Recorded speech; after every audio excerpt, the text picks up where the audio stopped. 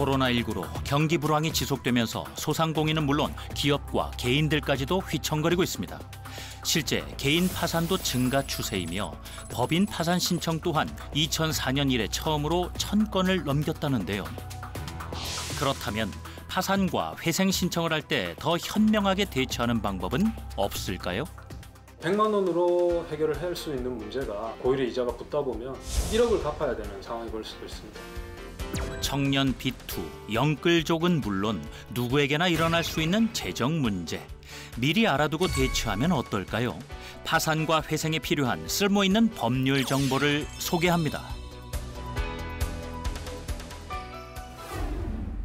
기분 좋은 아침. 깔끔한 정장을 빼입고 위풍당당 걷는 그녀. 입사 5년 차인 대기업 사원 빛나 씨는 출근길이 언제나 즐겁습니다. 그래, 이게 내 자존심이지. 대기업 들어오니까 부모님도 좋아하시고 열심히 모아서 결혼 자금 마련해야겠다.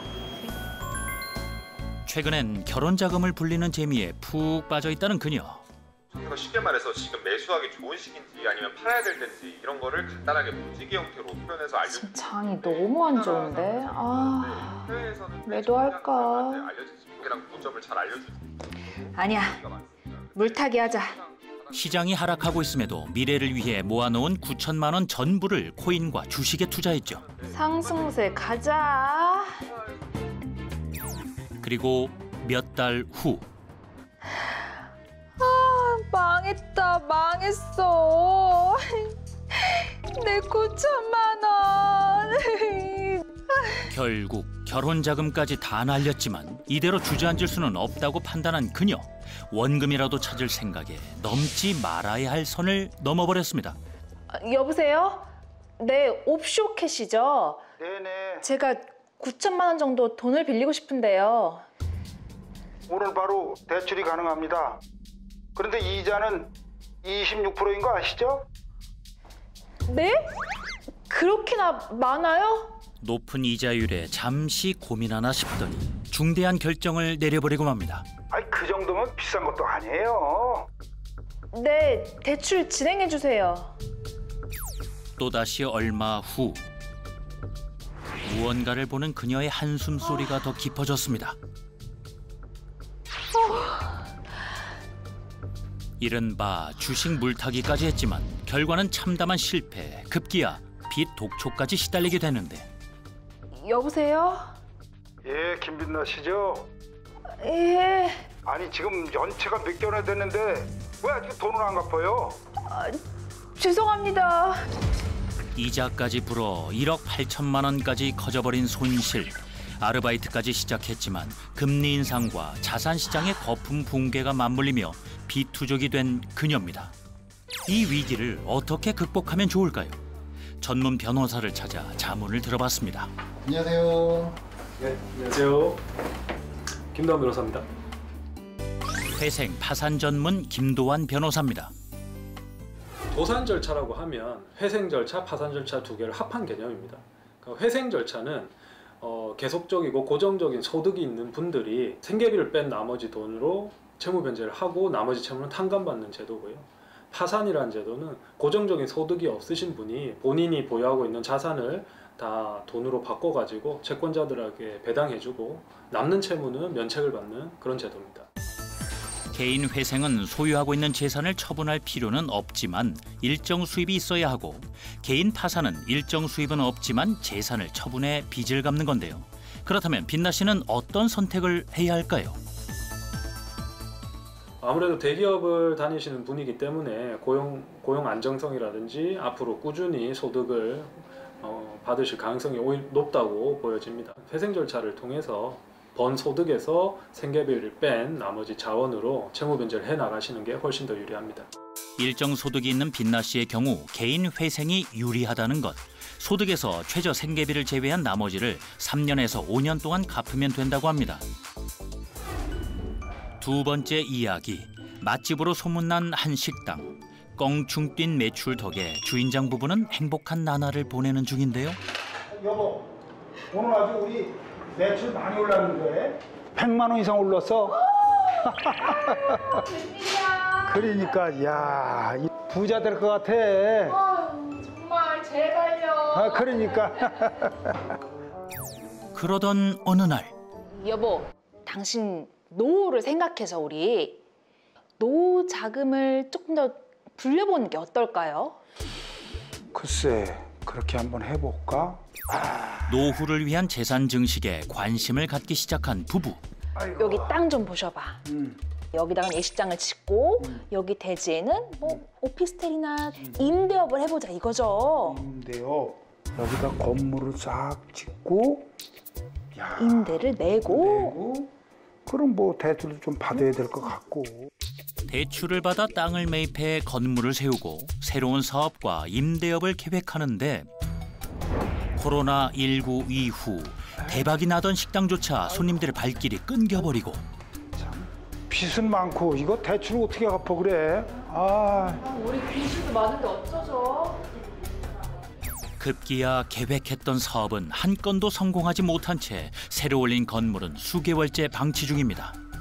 아이고, 이젠 아주 이 코로나 때문에 식당 손님도 줄어들고, 그 사무실 임대 그런 것도 나가지도 않고.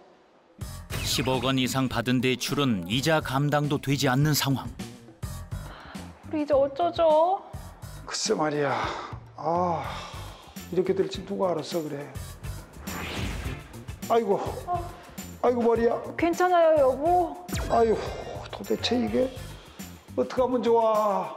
파산과 회생, 어떤 선택을 해야 할까요? 이제 이분 같은 경우는 채무가 무담보 채무가 지금 10억을 넘어가고 있습니다. 그래서 개인회생 절차를 밟을 수는 없습니다. 요건 자체가 안 되시기 때문에. 그래서 이분 같은 경우에는 일반회생 절차를 밟으셔야 됩니다.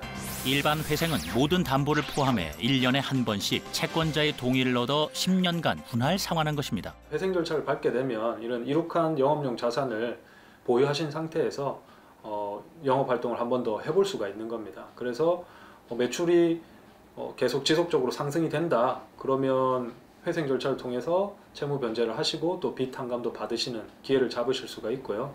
그런데 예상했던 것보다 매출이 안 오른다. 그러면 그때 가서 파산 절차로 들어가셔도 좋습니다. 부부의 경우 일반 회생이 유리, 채무 금액을 감면받거나 채무 지급을 유예받는 것 등이 일반 회생의 장점 중 하나입니다. 물류 운송업을 하는 권민 씨는 경영난에 시달리고 있습니다. 비행기도 안 뜨고 원자재 가격은 폭등하고.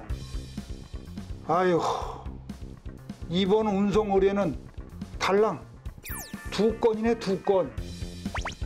아유, 이거 어떡하면 좋아 그래. 대표님, 직원들 월급 명세서입니다. 결제해 주세요. 이대리 정말 미안한데 그 직원들한테 좀 전달 좀 해줘. 다음 달까지 꼭 준다고. 그리고 내가 이대리한테도 정말 미안해. 대표님, 월급은 주셔야죠.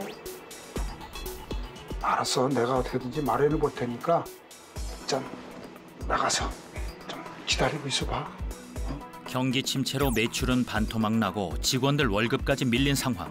하지만 기업을 포기할 수 없어 백방으로 노력을 해보는데 아, 예, 이사님이세요? 나도 상황이 그러니까 어떻게 좀 슬기롭게 극복할 수 있는 그런 좋은 방법을 서로 찾아보시자고요. 이런 노력에도 불구하고 겨우 3억 원의 재산을 남긴 채 7억 원이라는 부채까지 끌어안게 된 권민 씨. 쌓여가는 부채에 그는 결국 경영난을 이기지 못하고 어려운 결심을 하고 맙니다. 수년간 일궈온 회사를 2020년에 폐업하게 된 것이죠. 아이고, 내가 어떻게 일궈놓은 회사인데 폐업이라니. 아휴, 하늘도 무심하시지. 극단적인 재정 파탄을 어떻게 극복해야 할까요? 자, 이 법인 같은 경우는 중요한 게 2020년도에 폐업 신고를 하셨습니다. 대표이사님께서 회생을 하시려고 그러면 이제 폐업 신고를 하신 것도 다시 이제 다시 사업자를 받으셔야 되고 그냥 이 상태에서 선택을 하실 수 있는 최선의 방법은 그 법인을 파산하시는 방법이 가장 좋습니다. 더 이상 영업 활동을 안 하는 법인 같은 경우는 지금 현재 법인이 가지고 있는 자산 한 3억 원 정도 가량이 될 거라고 생각이 됩니다. 그거를 빨리 돈으로 바꿔서 채권자들에게 균등하게 배분을 하고 정리를 하시는 게 낫습니다. 권민 씨는 법인 파산이 유리하다는 겁니다. 법인 파산은 민사소송과 형사고소에 휘말리는 위험이 감소되고 재산의 양도소득에 대한 법인세도 면제됩니다. 이 정도만 제대로 알고 기억해둬도 파산과 회생 사이에서 보다 현명한 판단이 가능하겠죠. 여러분도 회생과 파산 그 기로에 서 있다면 재정 상태를 철저히 분석해 보다 현명하게 대처해 보시기 바랍니다.